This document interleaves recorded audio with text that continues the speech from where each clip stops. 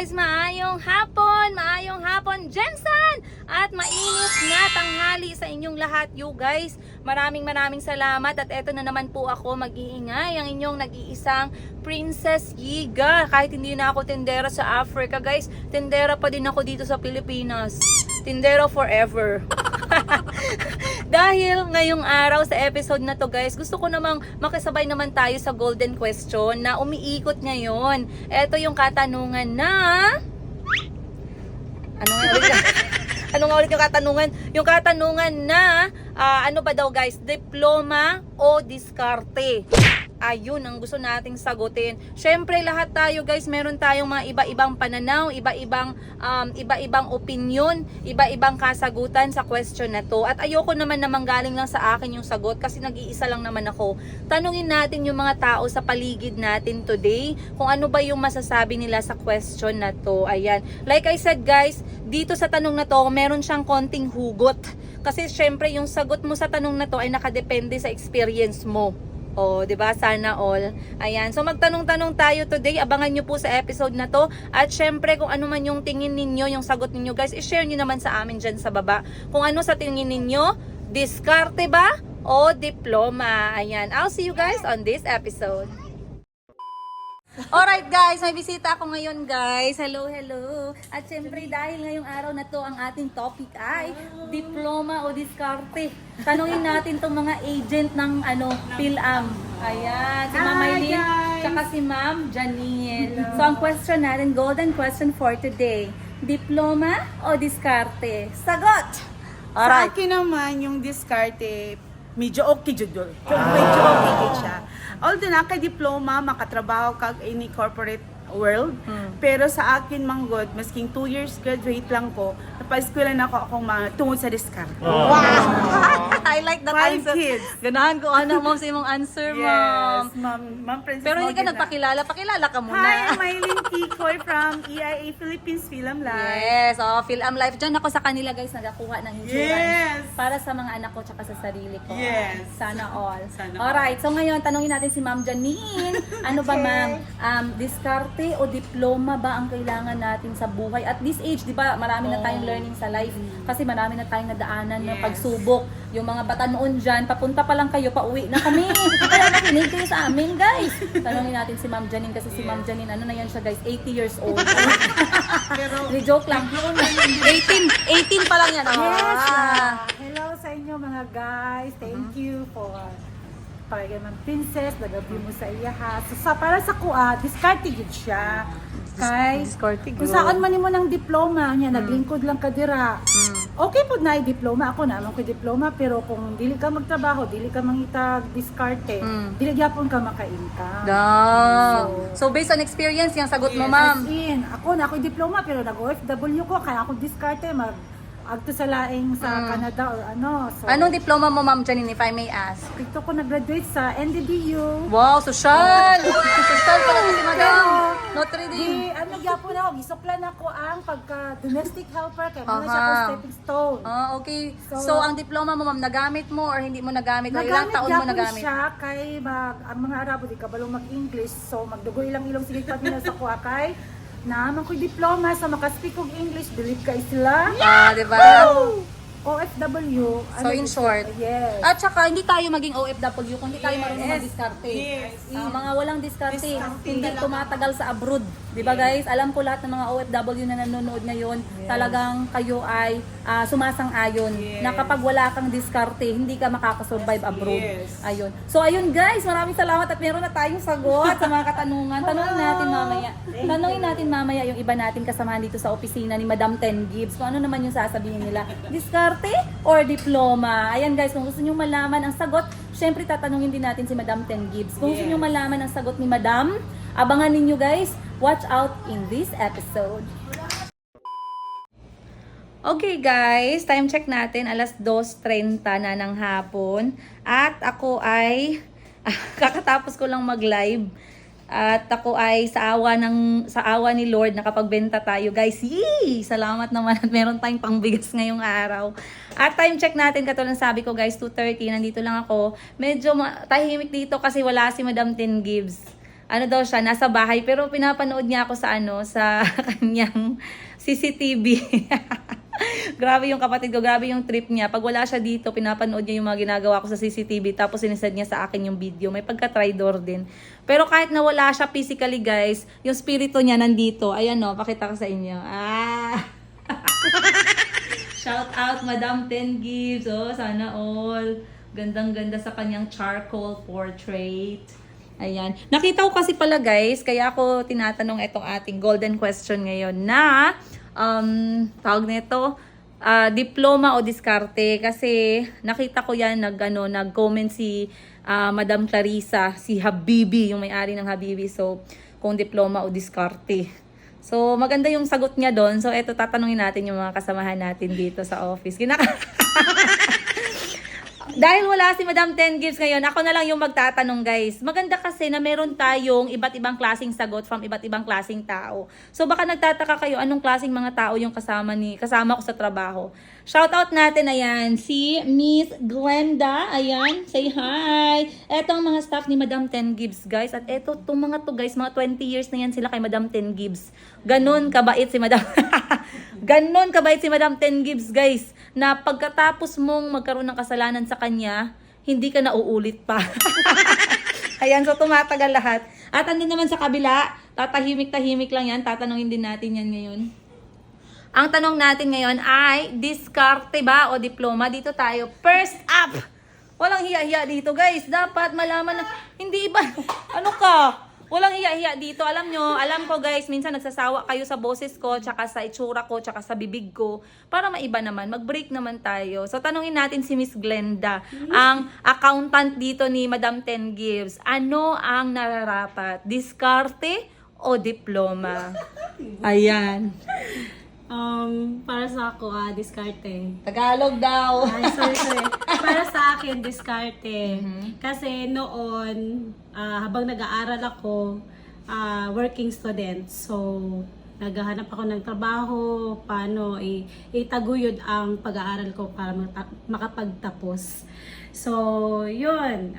Working student hanggang 4th year, first year, yan, until nakagraduate ako ng Bachelor Office Administration. Ay, ang ganda ng story. So, para makuha mo yung diploma mo, may diskarte. Yes. Bago makuha ang diploma, mag-diskarte ka muna.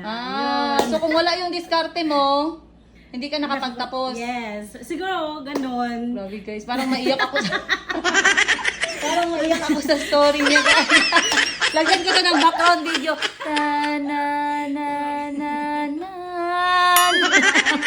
Kinakabahan sila kasi normally nagtatago yan sila sa vlog ko, pero ngayon sabi ko talaga sa kanila, let me know what you think. O, diba? So for you, diskarte. Yes, diskarte. Oh, alright. Iba talaga, guys, iba-iba. Merong nagsasabi kasi no na dapat meron kang diploma. Bakit meron kang diploma? Secret. Sabihin ko sa inyo mamaya. Next natin, dito tayo sa kabilang left side of the ring. Dito tayo kay bawal lagi mahiya-hiya dito. Panoorin ba ito ni Madam 10 Gibbs? Kasali to sa ninyo, sa performance of this year. Alright. Okay, dito guys, si Miss Dear. Alright, ang tanong natin ay, diskarte o diploma? Based sa experience mo sa buhay. Okay. For me, in my own opinion, both. Both. First, kay diploma will open more opportunities. Like sa corporate world, you can apply to big companies with high pay, but nowadays, baka hindi na yun enough. So, for some, need natin maging madiskarte. Like starting business. Pero hindi always may benta. So, in the long run, baka mag-fail siya. Pero at least, you have a backup. Yun yung work mo. And pwede din ikaw mag-start ng another business or mag-start ka again by, mag-ipon ka from your work salary. Wow. So, I therefore conclude na having a diploma while being madiskarte is a must. Wow! Hindi ko alam, guys, pang-professional masyado yung sagot dito na side. Pero in fairness ha, nakarelate ako dyan. Kasi iba-iba kasi tayo ng sagot depending sa kung ano na-experience natin sa buhay. Katulad ng sinabi sa atin kanina ni Ma'am Janine, sabi niya for her daw, diskarte. Bakit diskarte? Kasi daw, kahit na nagkaroon siya ng diploma sa university, ay talagang nag-abroad siya para magkaroon ng pera kasi hindi nakahanap ng trabaho agad. At kaya ay siya ay nag-domestic helper. At alam nyo, pag abroad, mahirap talaga. Dapat marunong kang magdiskarte. So ngayon, tatanungin natin si Madam Ten Gibbs at yung isa kong kapatid. Ayan, para magkaalaman tayo kung ano din ba yung sagot nila. Like I said, this is based on our life experiences. Maybe tanungin din natin si Mama pag nagkita tayo para meron din tayong point of view galing kay Mama. Ayan guys, let me know what you think down below po kung gusto ninyo ng diskarte. Kung sa tingin ninyo, ano ang mas mahalaga, diskarte o diploma. Ayan. Ayan para si Miss Hapsa. Ano siya ngayon guys? Excuse siya ngayong araw na to. Ayan. So, thank you guys. Kung gusto niyo pang marinig ang ating iba pang mga kasagutan ngayong araw regarding this golden question of the day, huwag niyong kalimutan na panoorin itong episode na to. See you! Eternity later. Alright guys, nandito na tayo ngayon sa bahay ni Madam Ten Gibbs. At ngayon tatanungin natin siya. Ito, meron dito isa. Ayan. Meron tayong nakita isa guys. Ayan. Diploma or diskarte? Oh, ready ka na magsagot? Ayan, saka. Dito tayo. Sa loob ng bahay ni Madam. Dali na, Jen! Ay, ano halina dyan? Ikaw na lang mauna. Ayan. Ayan si Madam Ten Gibbs. Dali. Asa ka? Halina. Okay. Alright, si Madam Ten Gibbs tanungin natin guys kasi alam ko marami sa inyo ang nag-aantay ng sagot ni Madam Ten Gibbs at alam ko na miss nyo na siya ng ilang araw dahil hindi siya nakasama sa ating mga vlogadag. Ayan, so si Miss Ten Gibbs, si Madam Ten Gibbs, si Madam Ten Gibbs ang tanungin natin. Madam, there is a very big golden question around lately. Ang tanong is, diploma o diskarte? Diskarte! Bakit? Kasi wala akong diploma.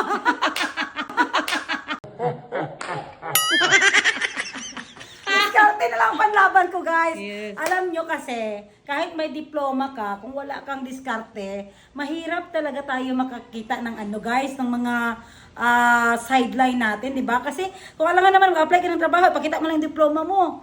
So, kailangan may diskarte talaga. Pero kung may diploma ka, mas mapapabuti mo pa rin yan kung may diskarte ka, di ba? Magagamit mo pa rin yung pinag-aralan mo. Hindi ko naman sinabi na hindi ka na mag-aral kasi may diskarte ka. Mas mapapadali mo yung pagiging success mo kung may diploma ka. Pero diskarte pa rin. Paano pag naubusan ng diskarte? Anong gagawin? What do you mean? Kunyari, naubusan ng diskarte. Wala Pero na in lahat my ng diskarte, point- hindi nag-work. Pero in my point, ayoko i-compare si diploma at si diskarte. Kasi si diploma, papel yan. Si diskarte, karakteristik yan eh. Oh, so, yung diploma, kung pwede mo na lang yan punditin eh. Yung iba nga, hindi na nila gina-claim sa school nila. Yung diploma nila, di ba? Kasi hindi sila nakabayad ng tuition. Experience, anong level ang ginawa mo?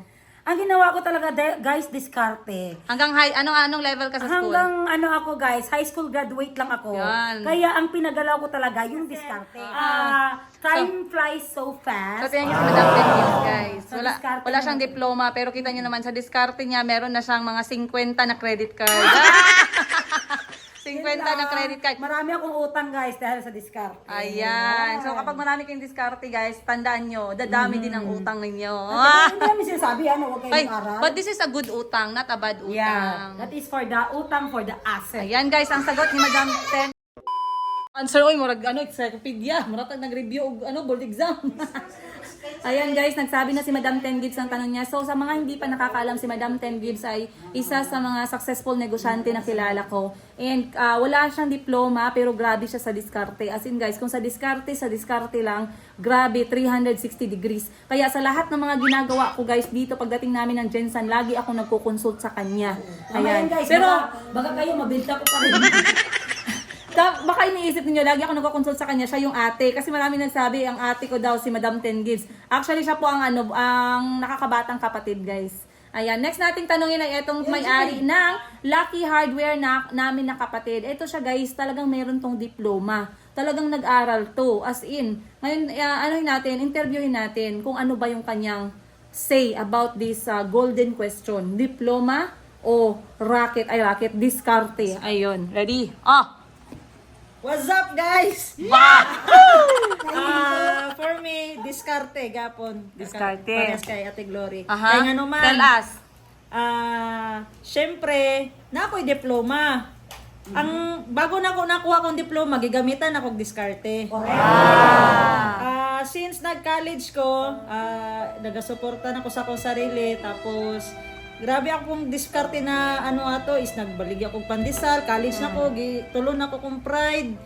Nagbaligya ako sa school, kung unsay project, ako pangwala-alang na. Ako mo supply. Okay. Tapos, May diskarte na. tapos sa sideline, mga magbiyahe, basta may diskarte lang, maka-provide lang sa mga bayro nun Sa mga needs. Sa mga needs. So, in short, gumamit ka ng diskarte para makuha ang Yes, diploma. BS Criminology, Licensed Criminologist. Wow! License po, guys!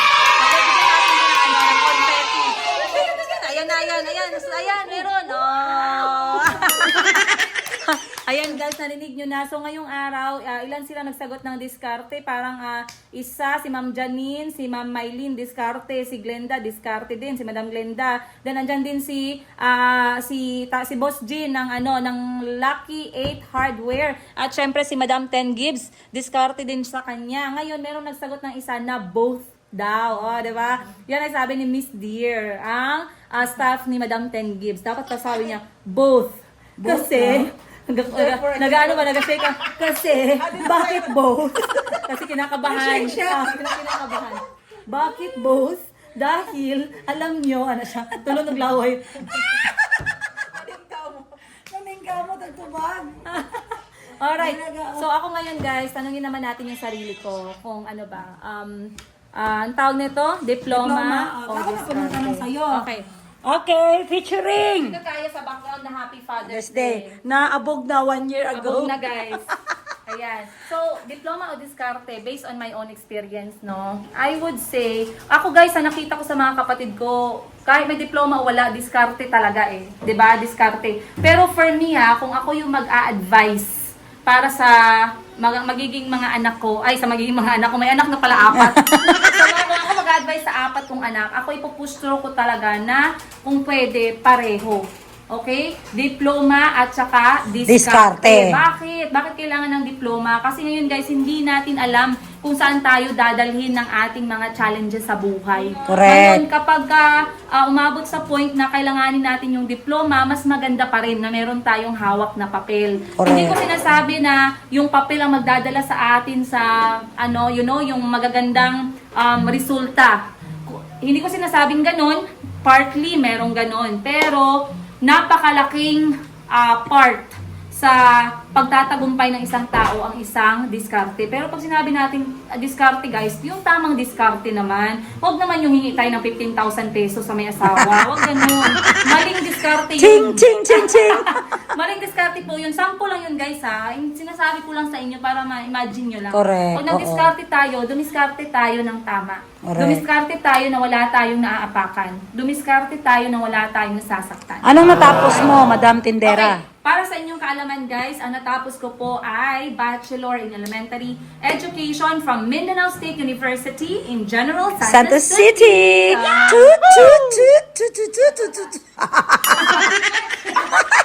So, actually, nagamit ko yung diploma ko when I went to Thailand as my stepping stone. Yes. Okay? Mas marami akong natutunang diskarte sa 10 taong paggamit ko sa diploma ko. After that, lahat na guys diskarte. Katulad ng na-mention ko sa inyo kanina, mostly sa mga nasa abroad, hindi pwedeng walang diskarte.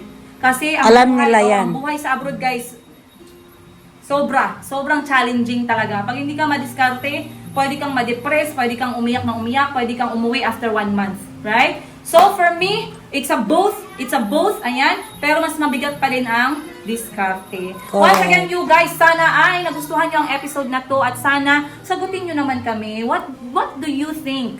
Yan. Diskarte ba para sa inyo or diploma? Based sa experience ninyo or based sa experience ng mga magulang ninyo?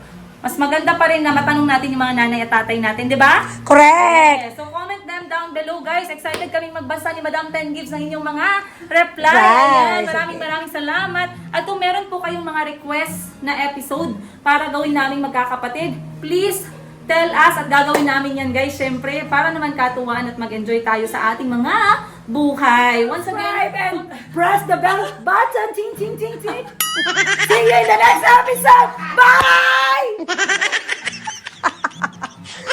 alright guys, nagbabay na pala si Madam Ten Gives. Once again, huwag niyo kalimutan mag-like, subscribe at i-press ang bell button para sabay-sabay tayo sa aming mga kwento-kwento. We'll see you guys on the next episode. Okay guys, may isang pahabol pa tayo guys. At least, never early, never too late. Ayun sa gani, tama? It's better late than never. Ay, it's better late than never. Huh? It's better, tama? It's better late. Ay, nasa ito ba kay hiluton pa ko nimo? It's better late than never, guys. Ito at sumunod dito ang, syempre, ang nag-ukay-ukay queen natin. Ayan, nakilala nyo na siya sa aking mga live selling at sa iba nating mga vlog na mention ko na yung bunso naming babae, guys. Ang may-ari ng Mine and Yours ukay-ukay.Philippines. Ayun. So, tanungin natin siya. Mayup. Ayan. Sabi ko sa kanya, palitan niya na lang ng Han and Yours para hayup. Alright, tanungin natin siya, guys. Okay, sige. Introduce yourself. Hello guys. Graduate ako ng Ayaw, basahin pagkodigo. ko, guys, basahin ko kasi hindi ko memorize. Bachelor of Science in Business Administration. Yun. Okay. Hindi halata guys kasi hindi ko alam yung meaning ng BSBA. So, may diploma ka? Yes. Okay. Ako guys. Hindi mo pa nalukat kasi hindi ka pa nakabayad. Hindi ka pa nakabayad sa school mo, no? Alright. So, ang question natin ngayon na gustong malaman ng lahat is, diploma o diskarte pala. Okay. Pwedeng dalawa. Kasi guys, pag yung diploma kasi, hindi mo yan makukuha kung wala kang diskarte sa pag-aaral. Ay, nakukuha. Ang dami nyo magkatulad ng sagot mo. Kailangan yun guys, kailangan yung diskarte. Kailangan mong diskarte maging sip-sip sa mga teachers. Yun. Yun pala yung diskarte. Para makapasa ng diploma. Kahit ano guys, kahit parating absent, kahit parating cutting classes. Basta may diskarte sa teacher. Basta diskarte lang sa teacher guys. Pasado. Graduate. Nagka-diploma. Pero Okay. guys, sa ano naman After mo, nagamit mo ba yung diploma mo ngayon? Yun muna tanongin natin. Nagamit mo ba yung diploma mo sa anong ginagawa mo ngayon? Hindi guys. Hindi ko pa nga nakuha sa school. Ay, Sabi ko na, may utang din siya eh.